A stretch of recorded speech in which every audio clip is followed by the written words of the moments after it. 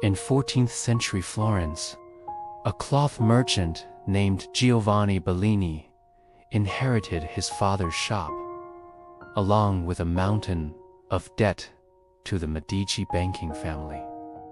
He was a man trapped in the middle, one bad deal away from ruin, one good deal away from freedom.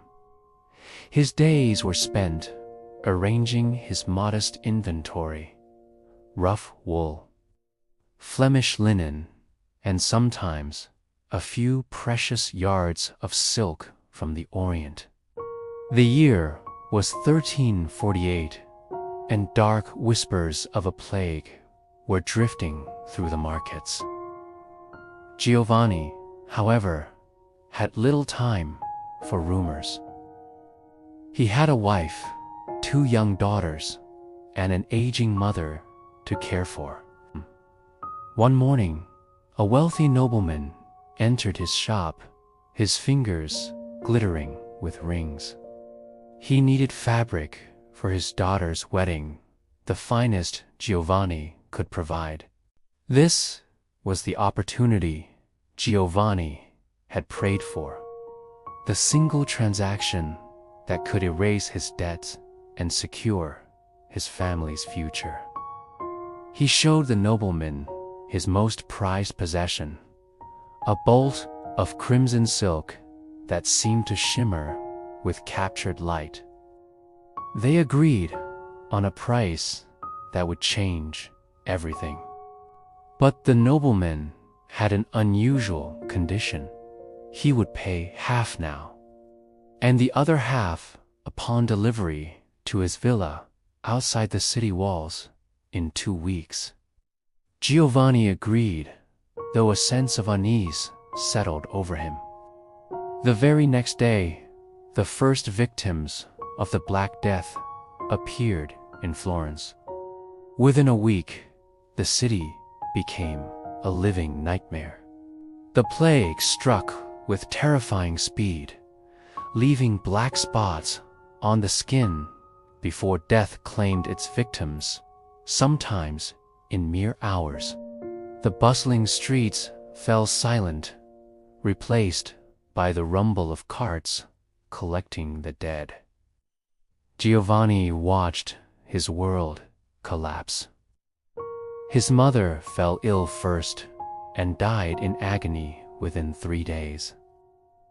His wife, Lucia, begged him to flee, but Giovanni was bound by his contract. The nobleman's payment was their only hope.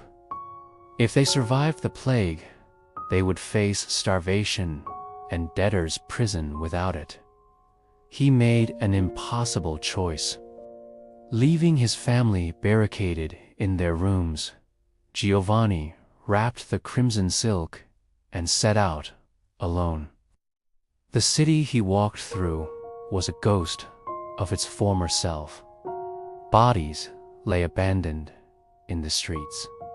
The air was thick with the smoke of burning belongings and the sweet, sickly smell of death. He passed villages where every door was sealed with a red cross, a sign of the plague within. When he finally reached the nobleman's villa, the gates were shut. A terrified servant appeared at a window and shouted down the news. The nobleman was dead. His daughter, the bride-to-be, had died first. There would be no wedding, no payment. The silk was now worthless. As Giovanni turned back toward Florence, a terrible fever overtook him. He collapsed by the road, the crimson silk spilling into the dust like a pool of blood. He had the plague. For 2 days he lay in a delirium, watching as other travelers hurried past, too afraid to help. By some miracle, his fever broke. He was one of the few who survived. Weak and broken, he stumbled back to his shop, leaving the silk behind like a discarded dream. He found the shop looted and the rooms above empty. On the table, a note from Lucia explained everything. Their younger daughter had fallen ill. Lucia had taken the girls and fled to the countryside, praying for a miracle. Giovanni was left with nothing. His mother, his business, his debts all gone. Even his family was lost to him, scattered by the winds of fate. For weeks, he survived by doing the unthinkable, helping to collect the dead. He saw mass graves, orphaned children, and entire families lost together. As autumn arrived and the plague's grip weakened, he received word. Lucia and his eldest daughter had survived. But his younger daughter, the one with her mother's eyes, had died. They had buried her under an olive tree. When Lucia returned, they stood together in the empty rooms, their silence speaking volumes. Their surviving daughter was a ghost of the child she once was. Giovanni never reopened his shop. He found work as a clerk in a monastery, meticulously recording the dead, a chronicler of a world shattered and remade. The plague had been the great leveler, destroying the old order of nobles and peasants. With so many dead, labor became valuable. The world was changing, and from the ashes of the Black Death, the Renaissance was slowly being born. In his old age, Giovanni would sometimes walk past his former shop. He finally understood that fate was not a transaction to be managed.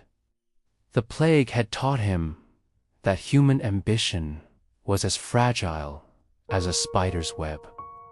Yet, in this grim understanding, he found a strange peace. He had survived. His family, though broken, had endured. His daughter grew, married, and had children of her own who would never know the world before the plague.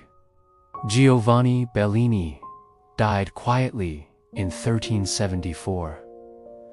Just one more name in the ledgers of mortality he had kept for so long.